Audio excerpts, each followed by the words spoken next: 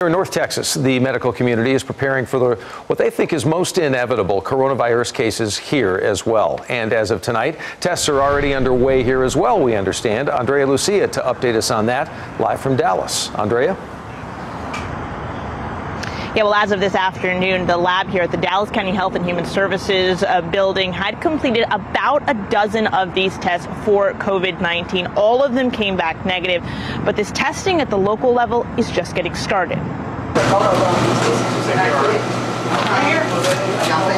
Slipping on gloves, an air purifying mask, and a lab gown, a microbiologist shows how Dallas County is testing for COVID-19. We're working in a biosafety level 3. We're accustomed to either highly pathogenic or emerging infectious disease. Supervisor Daniel Serinaldi says this lab has handled plenty public threats before. Ebola cases in 2014. We did the Zika emergence. 2012 West Nile virus outbreak, and the 2009 H1N1. Checking for COVID-19 isn't much different. Hospitals swab a patient's nose and throat and send those samples to the lab.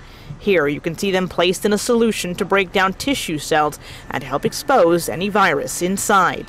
Testing capability is getting more widespread, so we're likely to probably find something soon. Tarrant County announced today it too is ready to begin testing, allowing for quicker results, available not in a matter of days, but hours. And that is very, very fast. You don't want to have somebody sitting and waiting and wondering, what do I have? Serinaldi says he's curious to learn how many samples his lab will be able to process each day in the race to stay ahead of the latest menace. I think it has a potential in the community to gain a foothold, is what we're concerned with.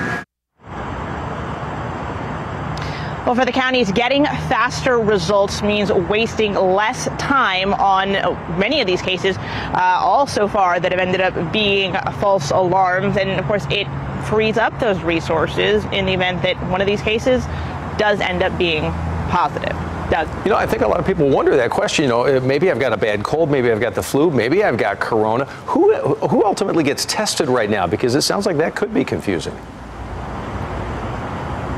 Yeah, health experts are saying that the vast majority of us who do have symptoms like these probably do have the cold. They're focusing these tests right now on people who are at risk. And right now, those include people who have traveled to affected countries, those who have been in contact with someone else who has also been who has been diagnosed. And Tarrant County said if there's somebody out there who does have a respiratory illness, who has had everything else ruled out, they might also be a candidate for the testing. But besides that, they're saying it probably is one of the more common reasons at this point. All right. Andrea Lucia in Dallas, thank you so much for the explanation.